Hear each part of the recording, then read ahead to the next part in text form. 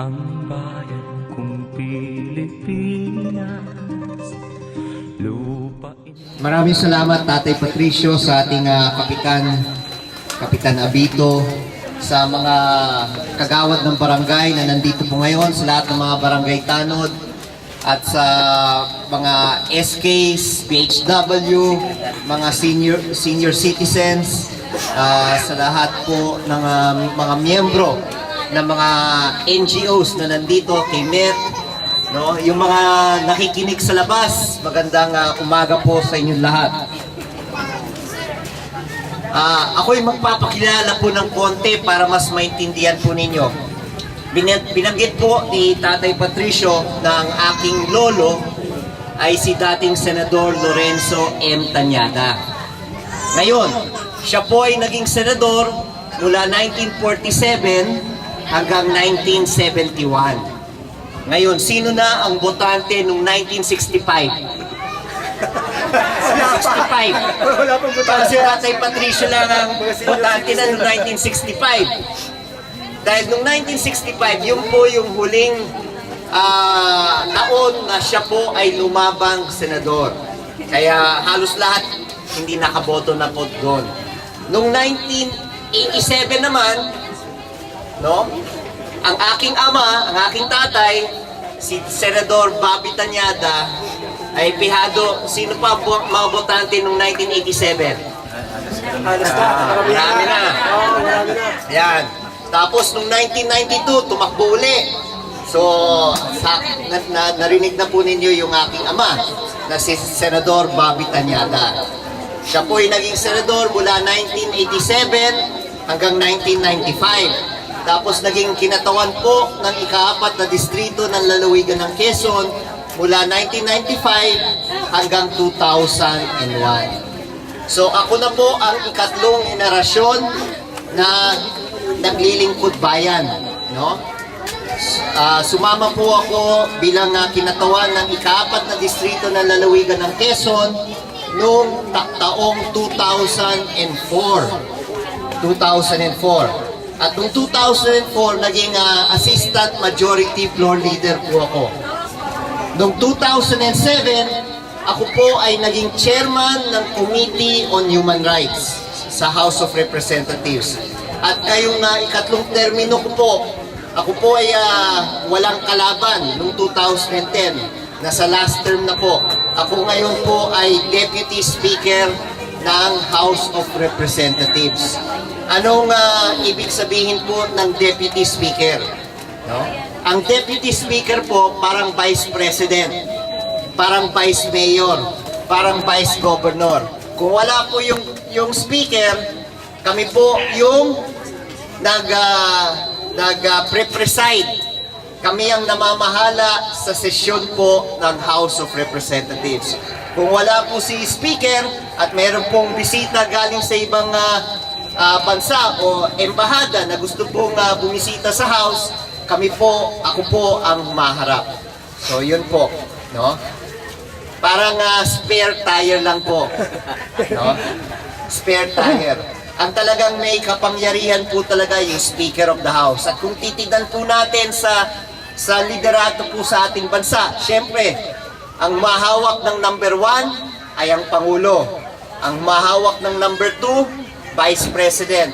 Ang humahawak ng number 3, Senate President. Ang humahawak ng plakang number 4 ay Speaker of the House. Ang humahawak ng number 5, Chief Justice. Ganun po yung larangan. Kung magkakaroon po ng disgrasya sa ating bansa, ganun yung sunod-sunod na magiging liderato, succession, no? Ewan ko kung nakita po ninyo, sino po ang nanood ng impeachment? Yan, marami. Lahat. Kung napanood po ninyo yung telenobelang yan po ang sikat na telenovela dahil yan po ay pinakita sa lahat ng television station, no, pagdating po ng alas 2 ng hapon. Pero kung minsan nagsisimula po yan ng alauna dahil kaming mga tagapagsalita, dahil ako po ay isa sa mga tagapagsalita ng prosecution, kami po yung umiikot sa iba't ibang mga television station. Kaya ako po ay isa sa mga nakikita po ninyo sa sa telebisyon. Bagamat natapos na po yung telenovela. Ang titulo po noon ay ang paglilitis ng ating punong maestrado. Tapos na po nung nakaraang Hunyo po yan, meron naman po akong bagong telenovela. Pinapakita lang po sa isang stasyon. ABS-CBN.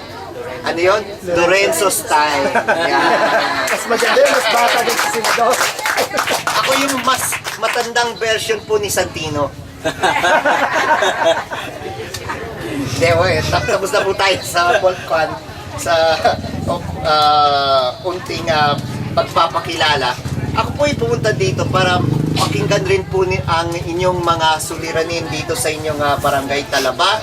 At kung meron po akong may tutulong, no, sa problema po ninyo, dahil alam naman po natin ang problema ng mga marititang tagalungsod ay syempre yung katiyakan kung saan sila maninirahan. Yes. At alam naman po natin na itong problemang ito, kung hindi po bibigyan ng solusyon ng ating kung hindi lamang local government, kundi ang ating pambansang pamalaan, ay ito parating makikita po natin sa iba't ibang mga bayan at iba't ibang mga syudad, hindi lamang sa Metro Manila, no?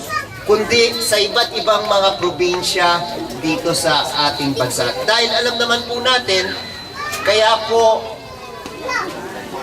lumilikas sa mga probinsya, pumupunta o lumilikas sa kanayunan ang ating mga kababayan para pumunta sa syudad, dahil naghahanap ng iba't ibang pamamaraan para makatulong sa kanilang buhay, no?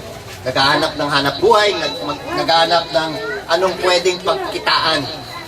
At dahil dito, dahil hindi nga po walang katiyakan sa ating paninirahan, syempre nagtatayo po tayo ng ating bahay kung saan man pwedeng makahanap po tayo ng libreng lugar, no?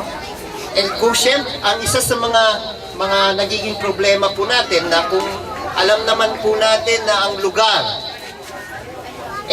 pag may may-ari naman ng gobyerno, bakit hindi dapat bigyan ng pagkakataon ang ating mga mamamayan na sila muna ang bigyan ng pag-asa na manirahan sa lugar at bilhin yung lupa. So ito po yung isa sa mga kailangan po natin alamin. Kaya ako po ay nandito para mapakinggan ang problema po ninyo dito sa Talabados, para alamin po natin kung paano po natin masusolusyonan.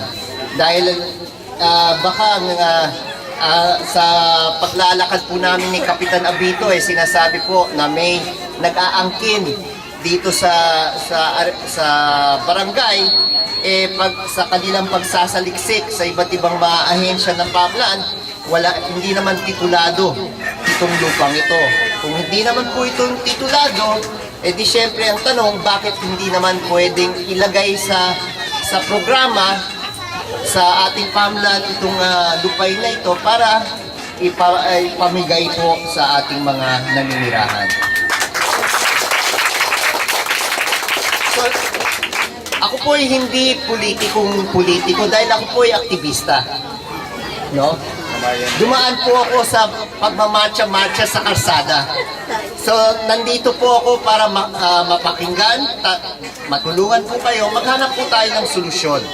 Pero dapat hindi dinadaan sa dahas, no? Hindi dinadaan sa, sabihin po natin, pag-aabuso ng mga taong, sabihin po natin na may kakayahan na mag-land grab. Wala naman po silang karapatan mag-land grab, no? So kailangan po natin pag-aralan itong problema dito sa Talabados at asahan po ninyo, no? Nandyan po ako sa inyong tabi, no? Bagamat masabi po natin matatapos po ang termino ko bilang kinatawan ng ika-4 na distrito ng lalawigan ng Quezon, kung ako po ay papalarin rin na maglingkod sa mas mataas na posisyon, patuloy pa rin po ako susuporta sa inyo dito sa Barangay Talabay. Talabados. Kaya maraming salamat at maraming salamat sa inyo. Ako'y isang mabuting Pilipino. Minamahal ko ang bayan ko. Tinutupad ko ang aking